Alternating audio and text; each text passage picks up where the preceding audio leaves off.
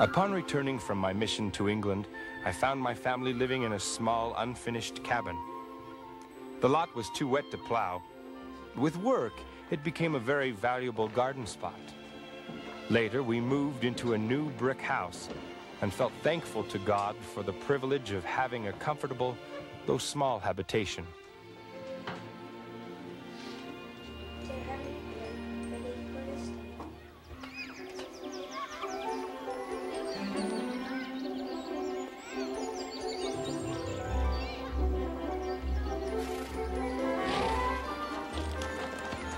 Nauvoo exceeds my expectations. There are many log, frame, and brick houses. Flowers and fences adorn the city, different from anything we have seen since leaving England. Industry's been established and business assumes a cheering aspect. One can hardly believe it possible that a town of such extent could have been built in so short a time.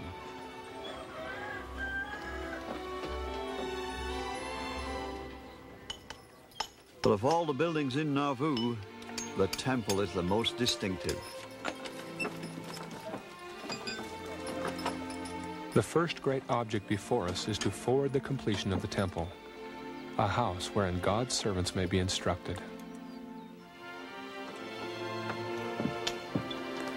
All were to labor every 10th day.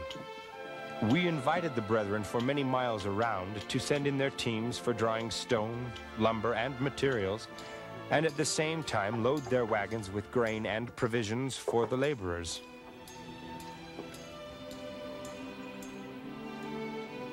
Our hands and hearts were employed to hasten the completion of the temple. The sisters even resolved to pay 50 pennies each toward buying nails and glass. I must admit, I sometimes thought of other things I wanted, but I resisted the temptation, went forward, paid over the money, and returned feeling a secret satisfaction. My Damon, in this thing there needs no proof to me. The gods forbid but that Damon and Pythias in all things should agree. For why is it said that a friend is but a second self?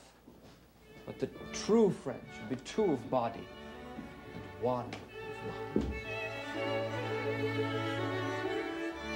There were many pleasant diversions in the city of Nauvoo.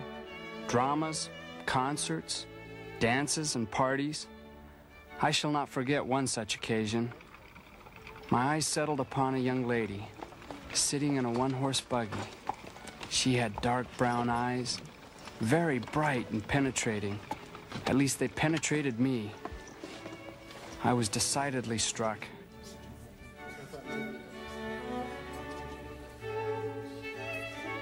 And so I met for the first time Miss Martha Knowlton from Bear Creek. I discovered at once that she was ready, offhand, and inclined to be witty.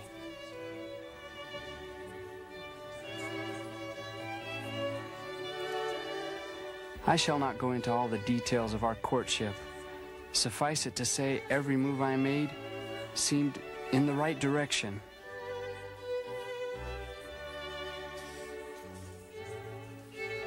We were married the next spring. My dear parents, I have been in the great and beautiful city of Nauvoo 1 week. I am truly happy here. It seems if you were here, it would be almost heaven on earth. Things grow so beautifully, and every lot is cultivated. For my supper, I'm going to have some blackberries and milk. I have had as many as I could eat today.